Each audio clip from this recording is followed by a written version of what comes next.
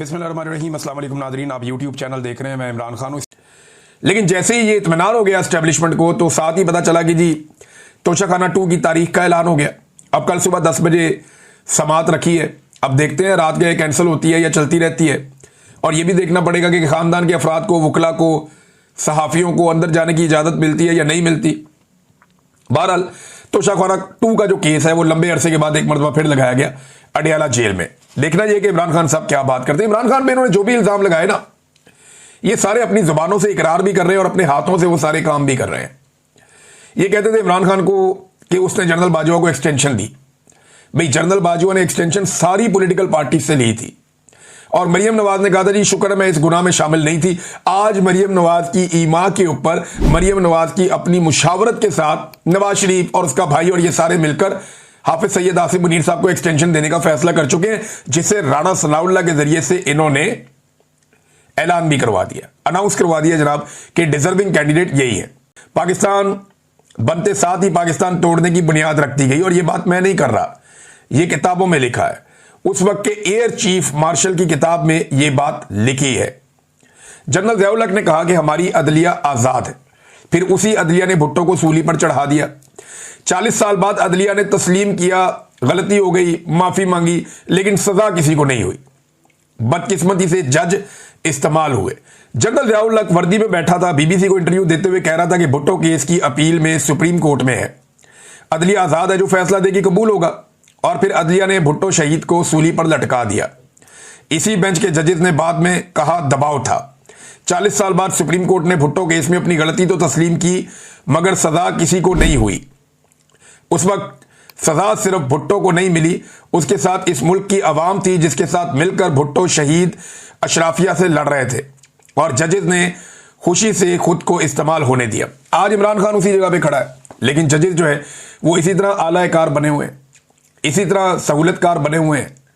नाज़रीन, अच्छी खबर आज ये है, हलीमा खानम के जो बेटे हैं वो रिहा हो गए। दोनों को जमानत मिल गई है। बड़े बेटे को भी मिल गई जो बिल्कुल ही बेगुनाह था, दूसरे को भी मिल गई और दोनों को जमानत मिली कि 27 महीने के बाद। ये कौन सा तरीका है भैया? आपने बंदे पकड़ के गिरफ्तार कर लिए, बंदे इधर ही थे, आपने पहले गिरफ्तार ही नहीं किए। 27 महीने के बाद आप गिरफ्तार कर लें। नाज़रीन, एक बड़ी इंपॉर्टेंट चीज है, देखें अपोजिशन का एक रोल होता है। इस वक्त तो अपोजिशन है ही नहीं पाकिस्तान में, लेकिन फिर भी पाकिस्तान तहरीके इंसाफ की जो जेल के अंदर क़यादत मौजूद है, उन्होंने इस मुश्किल सूरत हाल में एक खत लिखा और उस खत में उन्होंने बताया कि करना क्या चाहिए। यह खत आया है लाहौर में कोट लखपत जेल से। शाह महमूद कुरैशी है, डॉक्टर यास्मीन राशिद है, मियां महमूद रशीद है, उमर सरफराज चीमा है और एजाज चौधरी है। इन्होंने हुकूमत को खत लिखा है कि अब करना क्या है। उन्होंने कहा पंजाब मुकम्मल तौर पे तबाही के दहाने पे पहुंच गया है। सैलाब ने खुराक और ज़राअत को शदीद नुकसान पहुंचा दिया है। हुकूमत ने वक्त पर गंदम खरीदने का फैसला जो नहीं किया और जो गंदम ना खरीदने का फैसला किया, अब स्टॉक खत्म हो गया है। किसानों का जखीरा सैलाब में ज़ाया हो रहा है। कीमत 3700 रुपए मन तक पहुंच गई है, बल्कि अब इससे भी ऊपर जा रही है। तो नवंबर में गंदम की काश्त अब मुमकिन नहीं रही कि आप गंदम को काश्त करें। तो खुराक की पाकिस्तान में अब किल्लत पैदा होने जा रही है। ये जेल में बैठे हुए लीडर्स कह रहे हैं। बाहर बैठे हुए लोगों को टिकटॉक बनाने से फुर्सत नहीं है, वो जेल में बैठे हुए बता रहे हैं जनाब ये सूरत हाल पैदा हो गई है। चावल की फसल तबाह हो चुकी है। चावल की कीमत आने वाले दिनों में बढ़ेगी। चावल की बरामदात मुतासिर होंगी। आपके जो ज़र मुबादला आता है या जो आप बाहर भिजवाते हैं अपनी अजनास और उनसे आपको पैसा आता है, वो आना आपका बंद हो जाएगा या कम होगा। तो जनाब मकई और सब्जियां भी बहुत बुरी तरह मुतासिर हुई हैं। कपास की फसल पहले ही आधी हो गई थी, वो जो रह गई थी वो भी तबाह हो गई है। अब जो आपका टेक्सटाइल का सेक्टर है या जो कपड़ा बनाते हैं, धागा बनाते हैं, उन सबको कपास बाहर से इंपोर्ट करनी पड़ेगी और खूरदनी तेल भी बाहर से इंपोर्ट करना पड़ेगा। तो इन्होंने सिर्फ मसाइल नहीं बताए, तजावीज दी है कि ज़र मुबादला के हालात बहुत खराब होने जा रहे हैं। गुर्बत और बेरोजगारी में और महंगाई में बहुत इजाफा होने जा रहा है। हुकूमत को फौरी तौर पे क्या करना चाहिए जिससे पाकिस्तान अपने पैरों पे खड़ा हो, ये वो बता रहे हैं। नंबर 1, जितने भी मुतासरा अजला हैं उनको आबपाशी टैक्स जो होता है आबियाना, उससे मुस्तस्ना करार दिया जाए। टैक्स खत्म करें उनके। ज़रई इनकम टैक्स जो है वो मुअख्खर कर दिया जाए। छोटे किसानों के जितने भी ज़रई कर्जे हैं वो माफ कर दिए जाए और हुकूमत फौरी तौर पर खुराक के हुसूल के इकदाम करे। देखें पाकिस्तान की गवर्नमेंट को फौरी तौर पे गंदम इंपोर्ट करनी पड़ेगी बड़े पैमाने पर। हो सकता है इस दफा हमें चावल भी इंपोर्ट करने पड़े।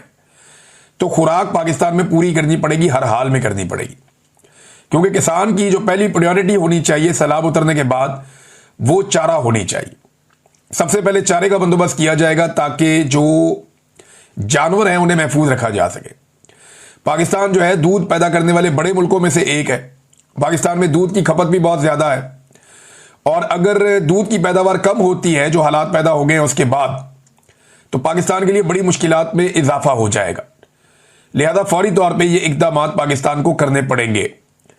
एक तो खुराक जितनी मैक्सिमम हो सकती है पाकिस्तान को इंपोर्ट करनी पड़ेगी, हमारी सरजमीन पे तो अब है नहीं। हुकूमत ने पहले खरीद कर स्टोर की नहीं, तो अब गंदम जो थी वो बहुत सारी ज़ाया भी हो गई है, और अगले साल गंदम लगने की कोई उम्मीद नहीं है कि उतने बड़े पैमाने पर लगेगी जैसे नॉर्मली पाकिस्तान में, खासतौर पर पंजाब में लगती है। तो ये सूरत हाल इंतहाई परेशान कुन है। इससे निकलने की तजावीज़ भी उन्होंने दी है। देखिए, मुझे ऐसा लगता है कि ये मुल्क को अब सिर्फ कर्जों पे चलाएंगे। ये जो मौजूदा हुक्मरान है, एस्टेब्लिशमेंट और उनके साथ जितना ये टोला मिला हुआ है, इन सबको इस बात का आइडिया है कि ना इन्हें टैक्स कलेक्शन ठीक तरीके से हो रही है, ना ये ज़र मुबादला के ज़खायर संभाल पा रहे हैं, और पैसा इकट्ठा करने के तमाम ज़राए नाकारा कर दिए हैं इन्होंने। एक्सपोर्ट्स पाकिस्तान की रुक गई हैं, बहुत कम एक्सपोर्ट्स हो रही हैं, ज़राअत में मुकम्मल तौर पर अब तबाही हो चुकी है, सियाहत पाकिस्तान में ना होने के बराबर, ओवरसीज वो वैसे ही नाराज हैं, सरमायाकारी तकरीबन सिफर है। और ये सारे मानते हैं कि SIFC आर्मी चीफ ने बनाया, उसमें उन्होंने बड़ा जोर लगाया, अपने सारे जर्नैल ला के बिठाए, लेकिन फिर भी SIFC कामयाब नहीं हुई। वो एक सफेद हाथी है और उसमें किसी किस्म की कामयाबी पाकिस्तान को नहीं मिली। लॉ एंड ऑर्डर की और अमन अमान की सूरत हाल इंतहाई खराब है, उसके बारे में हर दूसरे दिन रिपोर्ट्स आती हैं।